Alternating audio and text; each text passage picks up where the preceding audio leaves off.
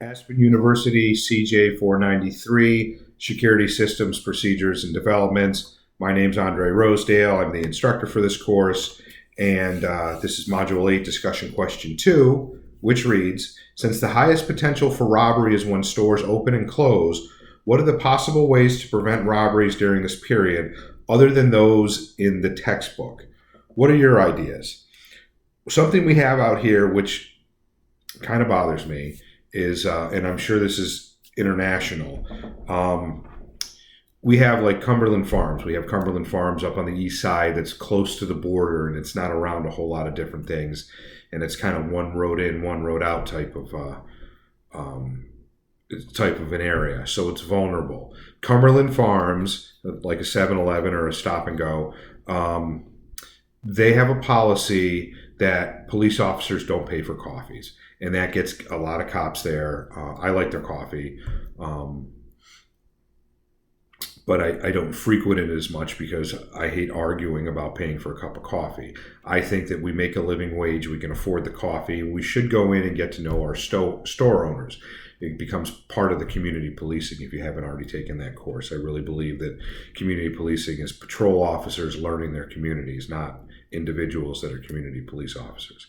So we have, and that's one way of doing it. Like the store's open, the shifts are starting or the shifts are ending. So guys go in and get their last cup of coffee, or they get their first cup of coffee for the night when the store's closing or the store's opening. They get their first cup of coffee in the morning, but it's abused. We have an officer who is assigned to an administrative detail, and that officer goes and gets like 4 or 5 large coffees, not like a medium-sized coffee, but the like extra large. Goes in, makes them, gets one for that officer, one for the record sergeant, one for a dispatcher, one for the administrative lieutenant, and I don't know who gets the 5th coffee.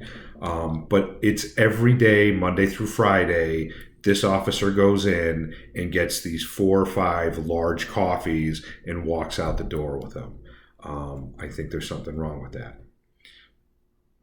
But I digress. That is one way of preventing robberies, is to have something free to, because everybody likes free stuff, something free to get the police in, whether it's a free donut, a free Happy Meal. We had a McDonald's that used to allow officers on duty to get free food until people would come in, get in their uniforms, and then go get their family like dinner. It's ridiculous. Those are the few and far between, but those are the ones that stand out. So I think that's a way that stores can do that. And if not, you make a relationship with, like, a jewelry store is not going to be able to do that. So you make a relationship with the officers through their Patrolmen's Benevolent Association or whatever their charity is, and you become known to them, so they want to come down and help you out. It's not always the best thing to do, but that is sometimes how it works out well. Looking forward to your response, and don't forget, you do need an APA reference, even though it says other than those in the textbook. If you cannot find one, but you have a good opinion, please use your textbook as the reference.